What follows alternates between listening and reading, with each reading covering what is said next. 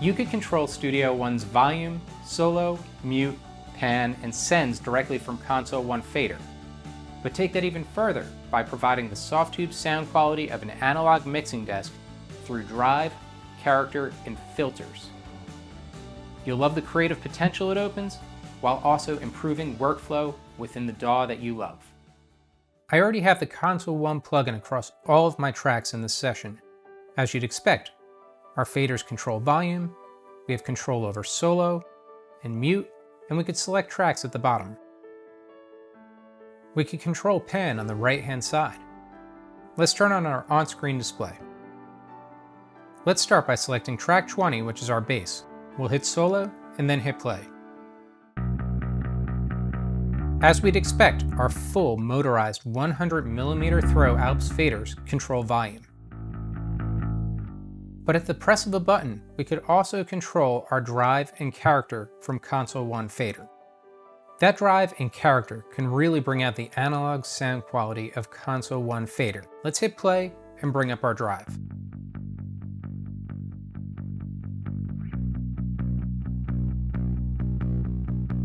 Let's try adjusting the character.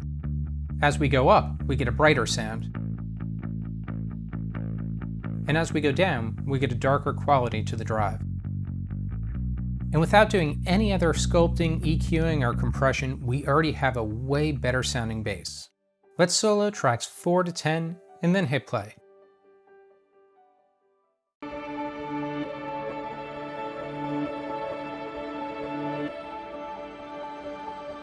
Our strings sound good, but I'd like to reduce some of the muddiness in the low end, and we could do that by holding the low cut here. So let's hit play, hold low cut, and then use the faders to adjust our cuts.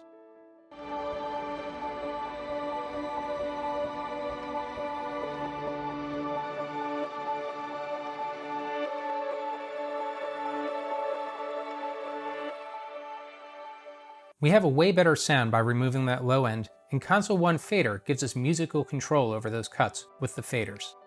Our drive, character, and low cuts will be determined by the type of channel strip we have loaded. We can load our channel strip right here.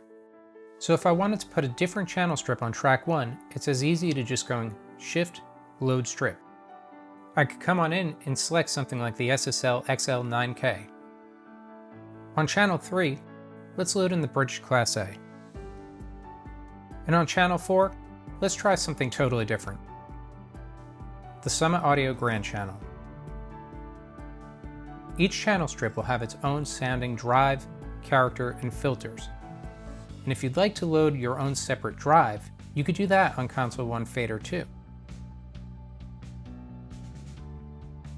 Let's navigate over to track 2 and see how we can control our stereo width using the pan knob. By holding Shift and turning it clockwise, we could widen our stereo image.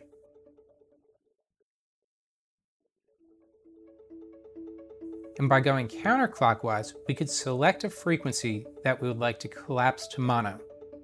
Or you could take the signal completely mono. For this sound, I'd like to widen my stereo width. And while we're at it, let's add some delay and reverb using our sends.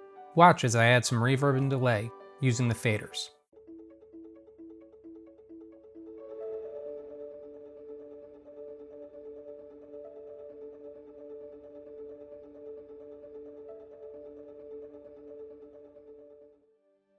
Layer mode is a powerful way to group your tracks. Let's start by hitting Assign Track to Layer, and we'll use Fader 1 to control Layer 1. Let's select all of our drum tracks to assign to this layer, and there's even a few more on the next page.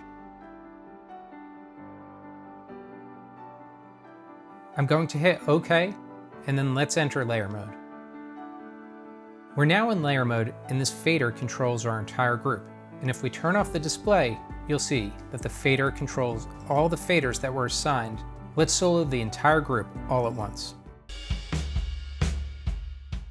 Now let's say that you need to make some adjustments to some of the tracks that are assigned to that layer. It's easy. Get out of layer mode, make your adjustments, then go back into layer mode, and you'll see that your fader proportionally adjusts your faders within Studio One.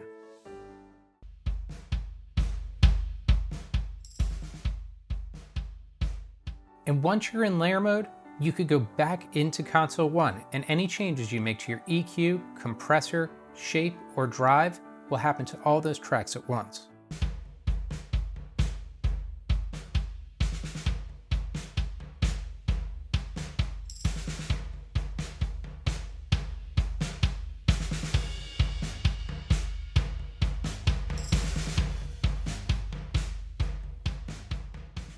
Console 1 Fader is more than just 10 amazing feeling faders. It extends the use of Console 1 to Console 1 Fader and gives you complete control in Studio One. Use Console 1 and Fader together, or if you would like more than 10 faders, feel free to add an additional Console 1 Fader to add an additional 10 faders to your control within your DAW.